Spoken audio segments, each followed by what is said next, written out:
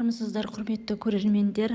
Қалаулым бағдарламасының ең ерекше жұбы, алғашқы жұбының бірі Ислам мен Шынар ата-ана атанды. Ел құлағы елу деп бүкіл Қазақстан шулап жатыр. Ендеше балапандарымыздың бауы берік болсын. Амансыздар ма?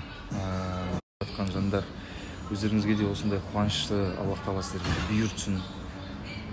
Енді көптеген сұрақтар қойылып жатыр, оның сіздердің көбісіне жауап берген міндетті емеспін деп ойлаймын, өйткені ол жеке басты мәселелері.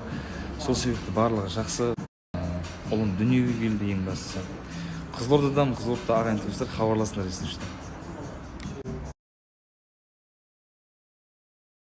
Құттықтарыңызға сәлем. Бізден, менен ғана емес осы жолы. Құттықтауларыңызға үлкен рахмет. Барлығын көріп жатырмын, оқып жатырмын. Жауап беруге үлгермесем де, шынымен де рахмет, очень приятно. Шүкір, барлығы жақсы.